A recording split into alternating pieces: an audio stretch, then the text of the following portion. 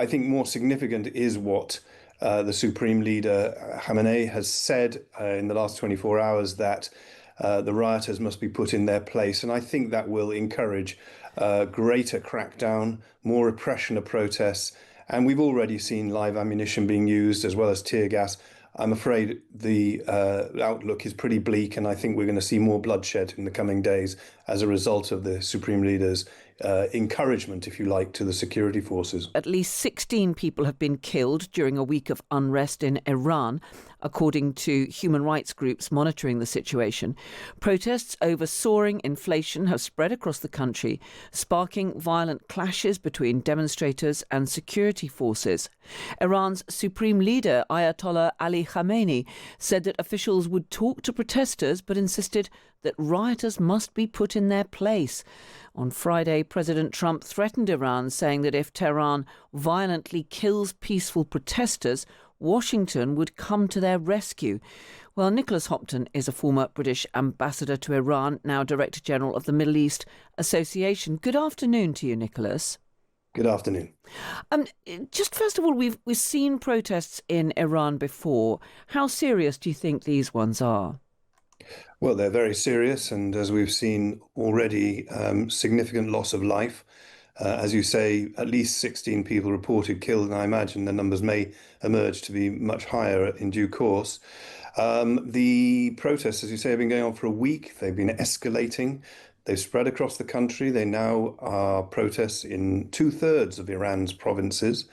And the numbers coming out onto the streets to protest are increasing all the time. We have seen protests before. The Iranians protest regularly, and that may come as a surprise to people, obviously, seeing what an autocratic and repressive regime there is in Iran. But it's a big population, a very sophisticated, educated population. They do come out on the streets. These are the biggest protests, however, since 2022 and the death of Mahsa Amini, who was killed for not wearing her hijab properly.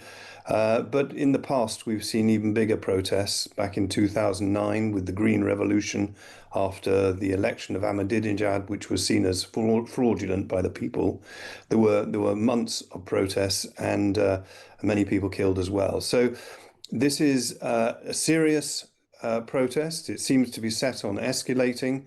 And whether it leads to a change in how the country is governed, that is another question, though. And of course, we've seen the brutal suppression of protests before. On previous occasions, or the most recent ones, were about the rights of women to go about without wearing the hijab and so on. These seem to be sparked by the plunging value of the currency and the economic crisis that has ensued. Do you think this makes them on a different scale because they seem to affect so many more people so much more directly? As you say, Carol, this is a set of process that was sparked by economic hardship. The currency, the real, has lost over half its value in the last 6 months. Purchasing power has dropped. Things cost now 70% or more than they did a year ago. So people are struggling to make ends meet, and that has triggered the protests.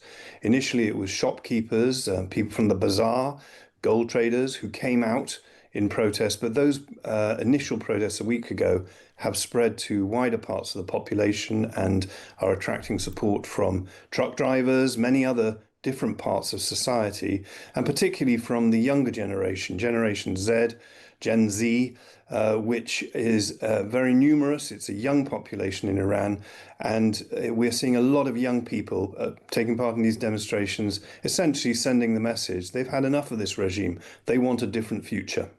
And we had those comments from Ayatollah Khamenei, the supreme leader. We talk to protesters, the officials must talk to them, but there is no benefit talking to rioters. Rioters must be put in their place. I mean, do you take that as a green light to further suppression, or is there a hint of a softening of tone there? Well, there are mixed messages coming from the authorities, and of course, Iran has a very complex system of government. It's not a dictatorship in the simple sense. Ayatollah Khamenei, obviously the supreme leader, at the end of the day takes the key decisions. But there are many other actors, including a government headed by President Pezeshkian, who this week has been making more conciliatory noises, saying that, of course, there is a right to protest under Iran's constitution, that the government will listen, and he sacked the central bank governor, in fact, earlier this week for mismanagement of the currency and the economy. But I think more significant is what the Supreme Leader Khamenei has said in the last 24 hours, that the rioters must be put in their place. And I think that will encourage greater crackdown, more repression of protests. And we've already seen live ammunition being used as well as tear gas. I'm afraid the outlook is pretty bleak, and I think we're going to see more bloodshed in the coming days as a result of the Supreme Leader's encouragement, if you like, to the security forces. Nonetheless, I mean, we've had President Trump on Friday. He warned against efforts to clamp down on those protests, saying that Washington was locked and loaded and would rescue demonstrators if Tehran killed any more protesters. I mean, this is before he went into Venezuela and seized its president. Clearly, Iran has rejected those warnings from President Trump. But is there a realistic prospect of President Trump in some way intervening in Iran? Or do you think he's just hoping that what he did in Venezuela will serve as a sufficient warning to the Iranian regime? It's not clear what President Trump has in mind, and that's not perhaps the first time that's the case in geopolitics. What is striking is that this is a president who launched a new US national security strategy just a month ago, which had a very clear line in it about the US not having a predisposition towards intervention in other countries. Now, already at the start of this year, we've seen intervention in Venezuela in a very dramatic, spectacular way. Whether that could be played out in some way on Iran is, to my mind, doubtful, because not least because Iran is a very big, complex country and it's a long way away from the US. You would basically have a situation more akin to what happened in Iraq, I would suspect, perhaps even worse given the size and importance of Iran regionally. And not to mention the dynamic about the nuclear potential of the Islamic regime.